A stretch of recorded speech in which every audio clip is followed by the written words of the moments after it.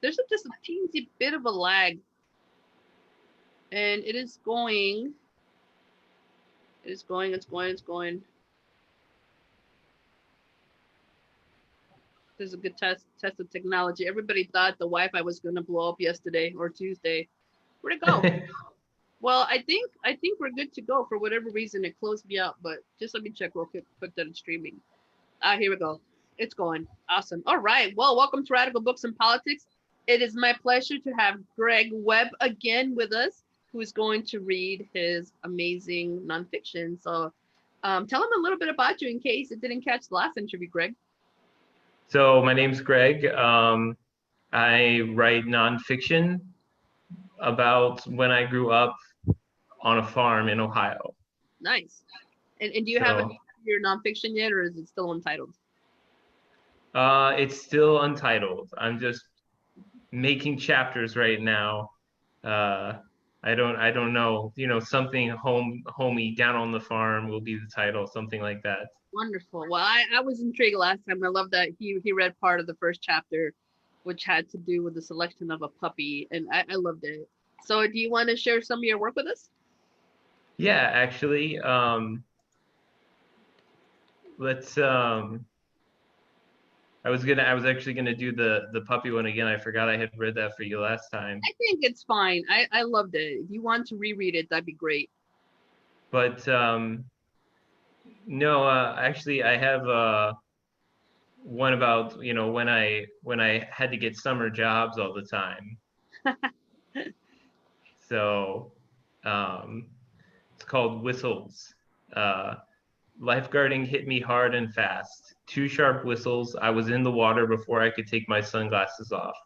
I scissor kicked as far away as I could from the foam rescue tube the kid was trying to climb over, pulling him to the side. When I got there, I reeled him in and blanked for a moment. I assumed someone took the kid, or maybe he was one of the pool rats, kids whose parents dropped them off at the pool and used the lifeguards as babysitters. My adrenaline was still pounding when I came up from my trance. My supervisor was there asking if I was all right and should she take my rotation. I was guarding the diving boards when the young kid walked to the end of the low board. He looked at me, wrung his hands, then with a few quick steps, he was in the water.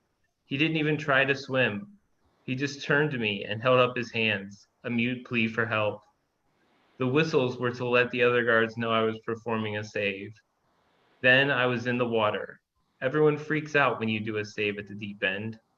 That's where most spinal cord injuries occur. That double whistle had emptied the break room. 3 other guards rushed to the deep end with a backboard and a defibrillator. Fortunately, neither were necessary this time. Wow, that's intense.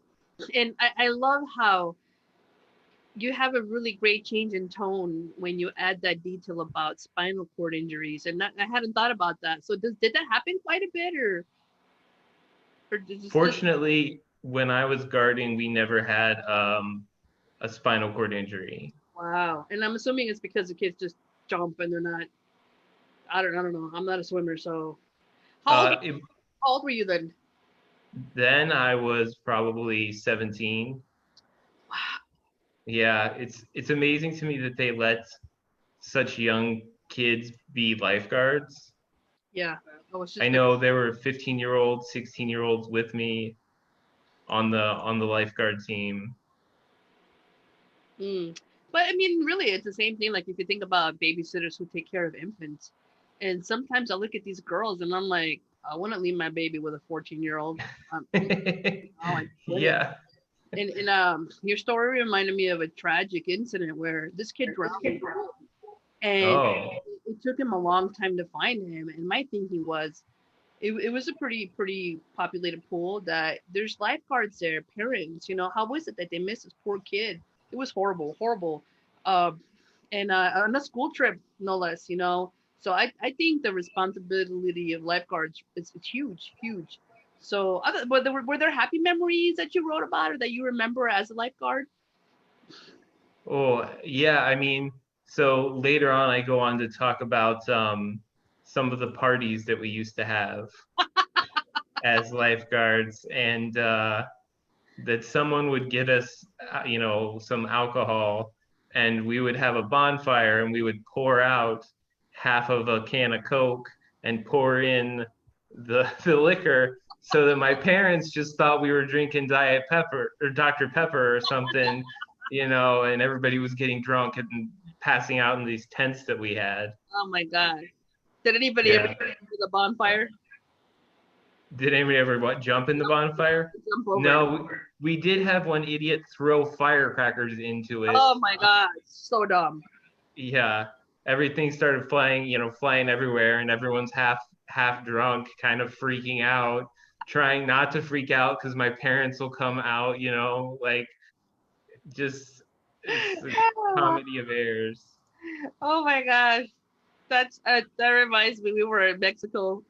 I don't remember for what. I mean, it only just takes like a party for people to have fireworks. This was a grown ass man in his 20s.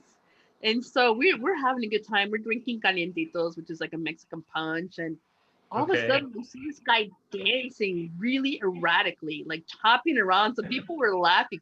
So what happened is that this guy had fireworks in his pocket, and one of them caught on fire, and they were all going off in his pants. So he's chopping around, right? And all of a sudden, here's this pantless man. Half of his legs burned. People are like, put butter on it, all these home remedies. They put egg yolk and all this. And his wife comes out, and I was thinking she was gonna comfort him. She comes out and she curses him out, grabs him by the ear, and they leave. And we're like, because you know what? I don't care how old you are. People are so responsible when it comes to fireworks. But I feel bad because you can see like his leg is burned terribly. I mean, they're dangerous. Even here in the neighborhood, people still put them in glass bottles. And I'm like, do you want to lose your eyes? Like, really? Yeah. Terrible. I remember still when I was maybe 6 years old, my parents were having the house roofed. Right. And they're always nice to the roofers. Like they would have like a cooler full of sodas for them. And I remember one day my parents took me out, and the roofers were all sitting around, and one guy is in the crew like this, and tells me a story about how he was playing with firecrackers and like blew off part of his finger. I remember that to this day, and I've never like held a firework ever. No, and some of these fireworks are so insane. There's like an M90 or something. It sounds like a bomb. And Yeah. Chicago was just as bad as my hometown. I grew up in Arizona, out in the desert, so people got away with bloody murder, probably literally. And so it again, it doesn't matter if it's a holiday or not. Like people will keep popping those fireworks until they're done. just I hate it. We used to go camping whenever there was a major holiday because we knew we were gonna get no sleep. We would leave. So you got another chapter you want to share with us? Sure. Let's see. I can actually read you the part about the campfires. Oh, please. I love Yes. So this is from the same chapter, but my brother and I would make huge bonfires out in the yard. The other guards would hang out around them. Inevitably, someone's brother or sister would get us alcohol. Then we would dump out half a can of soda and then pour in whatever alcohol we had so that everything looked innocent to my parents. I still remember the taste of Dr. Pepper and Malibu coconut rum. I highly recommend it. And if you had a little too much of the punch, we had tents set up for the guys and girls to stay over. We were generally slick enough to get away with things. The closest we ever were to getting caught was when a girl went into the house to use the bathroom, bumped into the kitchen table, and said, "Oh, that's a table," in front of my parents. I think we were able to pass it off as a joke since she was a bit spacey anyway. Either way, she was thoroughly chastised for almost blowing the whole thing. Looking back, you never know how good you had it. That's true. Do you think your parents knew and they kind of like pretended like they didn't know? I I I don't know. I think they really didn't know. Like I think if they had known that we had alcohol, they would have shut it down. Like they would have shut it down hardcore. Oh my gosh, that's awesome. I love it. Yeah. Yeah, I just wow, that brings back a lot of memories. Just woof. Yeah, I was mostly a good girl, but there was one party where we had booze, and one of these idiots they started jumping over the bonfire, and he fell back, and we were all so drunk that we were like, oh. But his best friend grabbed him and slammed him on the sand. He was fine. His hair was a little burnt. Since then, he was Yeah. Cucumber because his nickname was Cucumber. But man, talk about you think they're so invincible, but good lord, I just think there needs to be some caution. I'm so blessed though. I have two kids. I have a 10-year-old and a 5-year-old, and they're not into fireworks, thank God. you know? Oh, that's good. So they get That's ideas. good. Believe me, they get crazy ideas in their head. But I uh yeah. I remember I have this whole story called The Kitten about some fireworks, Mm-hmm. and basically we had a couple of friends over, and we had a surplus of illegal fireworks that we had stored from when we had traveled through Tennessee and bought them, and we found a log full of ants, Oh and we wow. decided to make war on these poor creatures. Um, and we tried a little bit at a time, a little bit. It wasn't making a dent in the log, so finally we just piled up everything. And we had at the base this like 100 long string of blackjack firecrackers, and no one else would light it because they were all smart enough not to do it. The dummy that I am, I'm like, all right, fine, guys, I'll do it. I'll do it. So I get up there, get up close, and I light the end, and I immediately panic, and I turn to run and hit this stump with both of my legs. And so I'm only like 3 feet away, and all of these fireworks are going off. They're like exploding up behind my head around me. I felt like I was in a war movie, right? you know, and my legs are all skinned up. I could barely move them. Like, yeah, But you lived. I lived. I survived. I survived. I've got some nice scars Oh wow. from the story, but yeah, Wow. it was quite the incident. So you were the brave one though. Yeah, well, brave, stupid, it's a fine line. Sure. Uh, I So was I was something. when you because I'm sure a lot of other people who are watching want to write nonfiction or are nonfiction writers. When you put a chapter together, do you find that you condense memories, or do you ever find yourself condensing characters? How do you um balance that line between what actually happened and taking some artistic license with your nonfiction? That's a good question. Um, I think I've found that I have trouble. I condense too much, Hmm. so I often need to work to expand, to give more detail about a character. Um, I think usually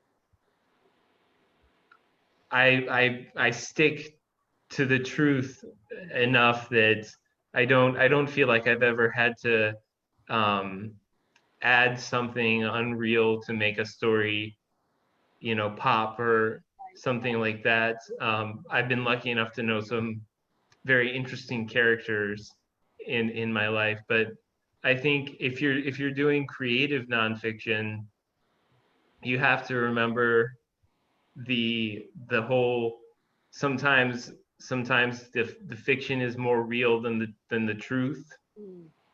right? Sometimes you need to add a little bit so that the audience will understand the magnitude of the actual events. Sure, sure. And I think the converse is also true. Like we were talking about just our own experiences, that sometimes what life offers sounds like it's fictionalized. I mean, I could tell you some stories about a neighborhood that I'm like, holy shit, that actually happened. You know, Yeah, yeah. When I first learned that, I was young. I had just read Blackfire by Nelson Peary, who is one of my favorite revolutionary writers. And so we asked him this question in one of my composition classes, and he said, "Yeah, sometimes you have to merge characters, sometimes you have to condense events, but you stay as close to the truth as possible in the message." And at first that disturbed me because I was a newer writer. But then I realized, I mean, ultimately the choice is up to the person writing the story. It's their story. And the other thing that disturbed me, I don't know if this has happened to you. Have you ever had a time when you had this monumental event happen in your life and your family remembers it differently? sure, Yeah, right. And sure. at first I was a little hurt that I'm like, really, that was like a defining moment in my life. And my mom was like, you were just like, it's just like that's fine too. People remember things differently. Um, yeah, for sure. So, do you I have any influences like nonfiction writers or other writers that have had an impact on your growth? I think the biggest influence would be John McPhee. Not familiar. What Um, kind of style does he write in? he's nonfiction. He wrote he's written a lot of nonfiction. He's still writing, I think. But the one that influenced me the most was a book called The Pine Barrens. Mm, Um, his style is so easy, and he's able to introduce a lot of information and fact without breaking the narrative, right? So you're getting educated in this nonfiction text. At the same time, you're learning about these characters that he met during his research, nice, nice. right? Yeah. So that raises a really great question. So we're here with author Greg Webb, if you're just catching the show. And one of the, I really, for me, it's not even a question. Do you do research when you write your nonfiction as well? Because I find that research can be one of the best foundations for a story and a poem, any kind of writing you do. But are you finding that you're doing research for your own work as well? I do. For example, the fact about the most diving injuries happening in the deep end. Mm, That's actually something that I researched in my on my blog. It's hyperlinked to the paper, to the research paper, right? Um, so I find that, yeah, it's it really enhances your story. oh, of course. And that's exactly right. When you read that part, that was what caught my attention, right? And it makes logical sense, but you don't know. Maybe on the shallow, you assume too the shallow end is where people get the most spinal injuries because of shallow. But I mean, Right. I didn't question that fact when you raised it. Yeah. And I loved how it was blended in with the memories of the kids, and it just kind of heightens the drama of what could have happened, right? No, I thought it was really well done and well integrated. You didn't break narrative for me when you put that in there. I thought it was super, you know, um, just Great. Thank you. yeah. So I always like to ask writers this, but it seems to me like you're a plotter. Are you a plotter? Do you plot your chapters, or are you a pantser that you kind of let the work flow? I'm a pantster, I guess, by the seat of my pants. I start a chapter and I just keep writing until I've got, a good chunk, maybe 1,000 words. Mm. And then usually what I'll do is, after I've gotten the first chunk out, then I'll start plotting. Then I'll add notes to myself that says, like, all right, in your next session, remember to add this, add this. Um, so it's kind of a combination of the two. No, that's great. I love that. I'm more of a pantser myself. And in some cases, I do my research at the end, you know. And I write in all genres. In fact, I wrote a nonfiction piece recently, and I was so glad to just be able to get back into that voice because it is different than fiction and poetic writing. Mhm. And so and I didn't do research for it. Probably should have about the school districts because a lot of it was based on memory and I'd written about it before. But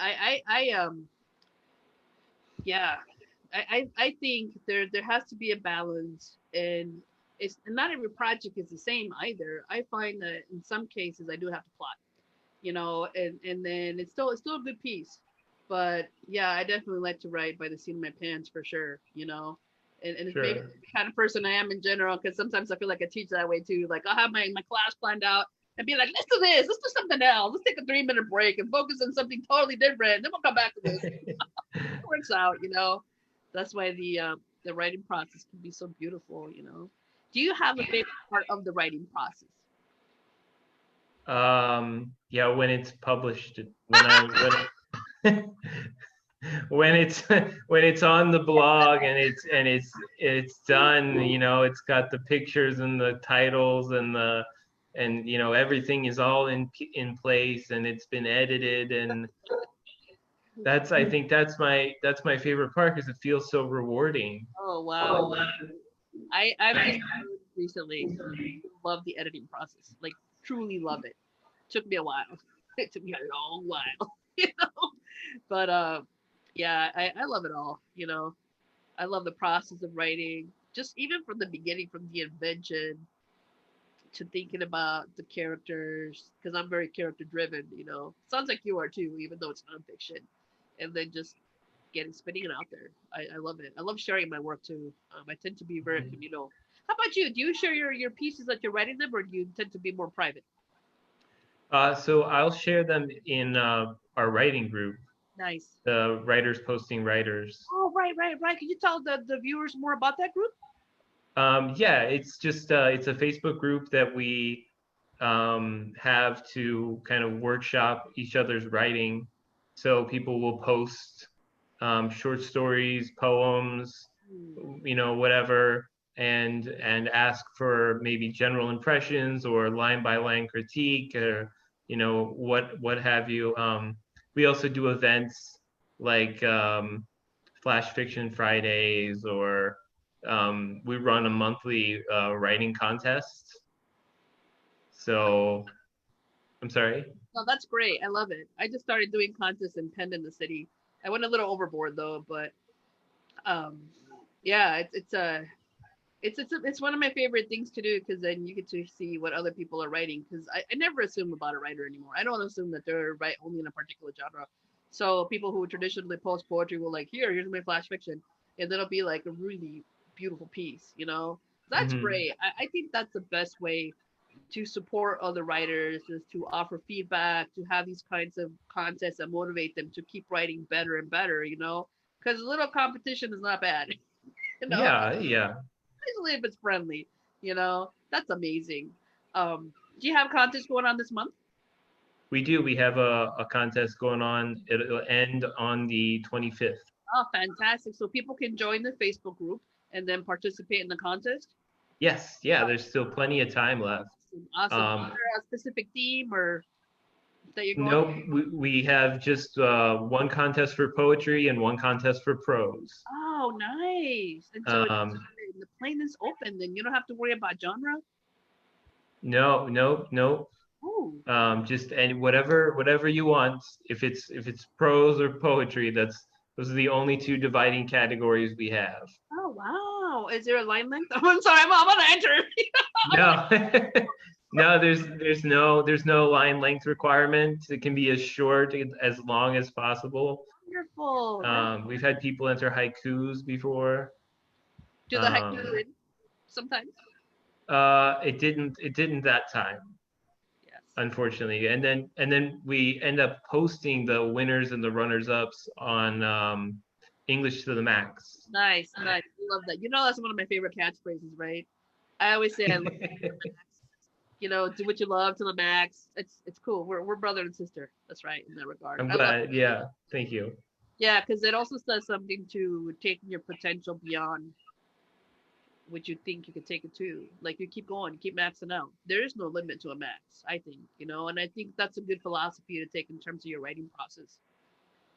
I think anyway, just Yeah. keep going. But no, well, Greg, this has been a real pleasure. Again, this is author Greg Webb who shared some beautiful nonfiction with us. Where can people find you besides Facebook? I know you mentioned the blog. What's the name of your blog? My blog is oneboyslife.com. I love it. OneVoiceLife.com. That is a beautiful title, Greg. But there's probably a lot of one boys out there in the nonfiction, I'm assuming, right? I love it. I think it's great. So glad to have you. Hope to have you again soon. Oh my gosh, I'm so Thank you, thank you. I finally got you on. I swear, like the you know, if it was a one thing, it was another.